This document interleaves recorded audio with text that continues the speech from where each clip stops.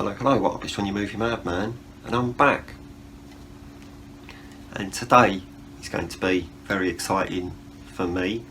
Whether or not it will be exciting for you, I guess we'll find out. But today, finally, we get around to talking about Sleepy Hollow. This is the limited edition Steelbook in 4K.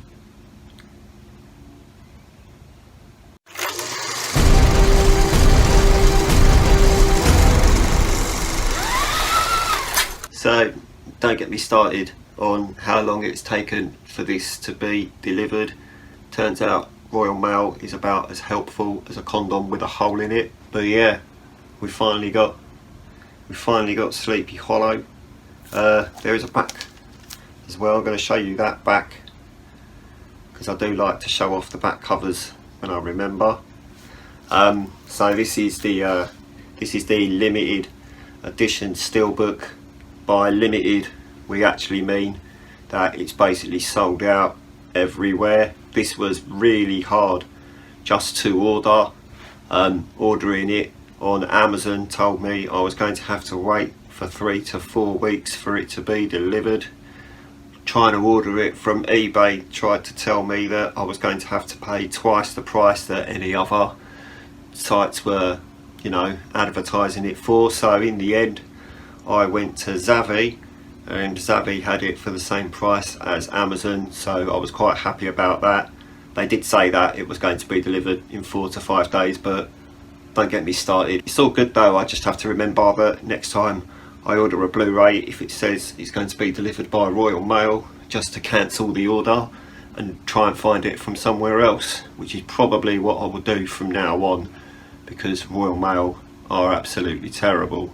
No offence if you work for Royal Mail, I don't mean you're terrible, I just mean the company you work for isn't that great when it comes to delivering things on time, so don't feel personally offended if you work for Royal Mail. Just maybe have a word with your manager. It's probably a good idea. So we're gonna get this plastic off and have a little look at it. It's a good idea, isn't it? Pointless review otherwise if I'm just gonna leave it like that. So let's get the plastic off. Yeah, it's a good idea. Cool, it feels so delicate. I literally feel like this whole thing's gonna fall apart in my hands. Cool, it's like, look at this. Let's have a look inside, eh? It's got a nice, oh look, the J card isn't stuck to the case, so that's quite nice. You can see the J card there. Let's open this up, see what this has to offer us. Wow, I'm doing this so gently because it literally feels like the whole thing's going to fall apart in my hands. It is together, so it's all right. But look, there's the whole shebang for you without the slip cover on it. There's this book as well. Look at that. There's a book. So if you like reading, you can now read. Oh my days, I'm going to ruin this. Look at that. Nice little book in there. It's nice, isn't it? It looks like it's the book of the actual film that it's based on. So they've put the book in with the disc. I'm not going to show you every single page in this because we'll be here for ages. Alright, so small issue here. They've put your 4K disc there and they've stacked it. The Blu-ray is underneath the 4K disc, so they've stacked them on top of each other. To me, that is not a good idea. I don't like it when they stack the discs on top of each other, just because I don't want to risk it being scratched. And if you've got a loose disc on top of something else underneath it, there is a very high chance that they could scratch it, and you don't want it to be scratched, do you? No. Scratch. I know that my buddy Jeff at Films at Home doesn't like stacked discs either, and he's a lot more of a pro than I am, so I agree with him. Yeah, don't stack your discs, guys. I mean, I get that they've put this disc, I get that they've put this book in here so you can't separate the discs out very well, but shouldn't stack it. That's not a good sale point for me. But a very nice Steelbook for you there. How beautiful is that? So I'll show you that back cover again, because there's all the detail on the back there. Very interested to see what this is like in 4K actually. I noticed that the Blu-ray is framed in 1.7 and the 4K is framed in 1.8. So if you don't know much about frames, we will be digging into frames at some point in the future. I have got a lot of stuff to say about frames. Probably wait till the Creator is out in 4K to talk about frames. But anyway, God, I feel like I'm going to break this. I'm going to put this into the player, have a look at the Blu-ray, have a look at the 4K, and then I'll be back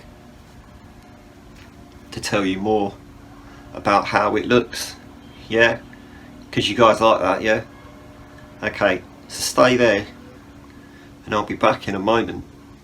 Well, here we go then. So honesty is key, which is exactly what I am going to give you with this review.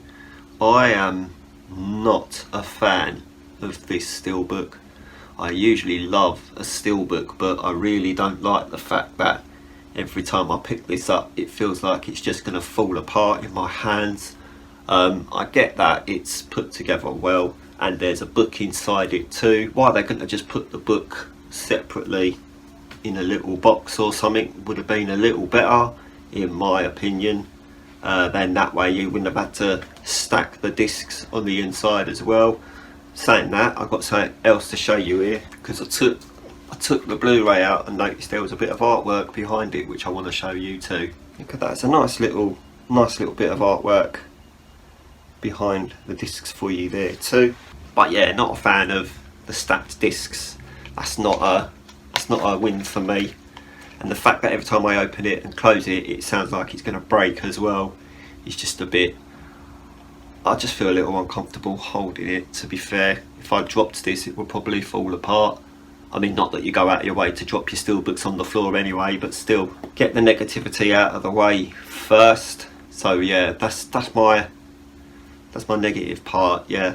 If you're going to buy this, I wouldn't go for the Steelbook, I'd just go for the normal standard edition, I would. So that's exactly my heaviest suggestion for you would be, don't spend the extra on this, just get the normal standard edition, because I feel like this is going to fall apart. And it's so hard to get as well. I literally was banging my head against the wall trying to find somewhere that would sell this at a price that wasn't going to make me feel like I needed to get a mortgage. Yeah, so anyway, negative bit out of the way, let's move on. So popped the Blu-ray in, had a little look at that, and you know what, the Blu-ray, the 1080p Blu-ray for this looked absolutely terrible. I've got some DVDs that looked better than this Blu-ray did on my TV. So from that perspective, I was looking out all over the Blu-ray, flicking through, looking at dark scenes, looking at light scenes, scenes set inside, scenes set outside at night time and daytime and things like that. And the Blu-ray was just terrible. Like, even when the camera was outside, it still looked like it had been restored by Arrow Video. So no idea why the Blu-ray looked that bad. But then it just scared me a little bit, because I was just like, great, so this is going to be an awful looking 4K with loads of enhanced grain, and it's going to look like Arrow Video restored it. But yeah, so how does the 4K look? So I popped the 4K disc in, had a little look at that, and straight away I could have said, this is amazing. I was very surprised how good the 4K disc looked, considering how bad the Blu-ray looked. To be fair, considering how bad the Blu-ray looked, it's not actually that hard to make the 4K disc look a little bit better, but still, the grain side of it, there's still grain there. Not that I'm scared of grain, not that I hate grain, don't think that. I don't mind a bit of grain. This was justified grain. It's a Tim Burton movie, so it was shot quite darkly anyway. It's one of his films that I like to say was basically shot in black and white with hints of red, and every now and then you notice people's skin tones, but there's a lot of that in here as well, which was good. I saw a lot of close-ups of like people's faces and people's hands, and the picture detail was just incredible. I mean, I know I was sat quite close to the TV anyway, but the HDR and the picture quality of this was just so good. I was very, very surprised how good the picture actually looked, considering how bad the Blu-ray looked. I'm pretty sure I'm just going around in circles now and saying the same thing over and over again, so sorry. So yeah, all in all, in my honest opinion, I would say definitely get Sleepy Hollow if you've already got it on Blu-ray. If your Blu-ray looks as bad as the Blu-ray does in this, then you're definitely going to want that 4K upgrade. Maybe don't go for this specific Steelbook, well, not this one because this one's mine, but don't buy your own specific Steelbook. I would say just get the normal standard edition, because firstly it's about £10 cheaper, and secondly it won't feel like it's gonna fall apart in your hand. And I'm willing to bet inside the standard case for this that they won't have stacked discs either. You might miss out on the artwork a little bit, to be fair. The artwork for this Steelbook is really nice. I really like the way they've done the artwork. I just don't really like what they've done in the middle. They didn't have to attach the book to the Steelbook. They could have put the books separately like they do with most normal Steelbooks that have books with them. They usually just put them separately, don't they? So why they thought it was a good idea to attach this to the Steelbook and then make it feel like it was falling apart every time you open it and close it, I have no idea. But yeah, that's my review for Sleepy Hollow in 4K. Definitely worth seeing in 4K. I'm going to watch the whole thing later today, and I'm quite looking forward to it, to be fair. So that's it for today. Thank you for sitting through that. Hope it wasn't too sarcastic for you today. I'm very aware I pretty went full sarcastic last Monday when I did the Flash, but you know, I wanted people to enjoy the video a bit more. A lot of people would just be like, oh, you're doing a video with the Flash. So that's it for today. That's my video for Sleepy Hollow. Thanks for sitting through that. I hope you got a little bit of insight there. Sorry if I offended you and you work for Royal Mail, but maybe just get a different job, because you know they clearly don't care about their customers. I'm gonna go before I get cancelled from YouTube. If you can like this video and subscribe to the channel if you haven't already, and I'm gonna fuck off. Okay, goodbye.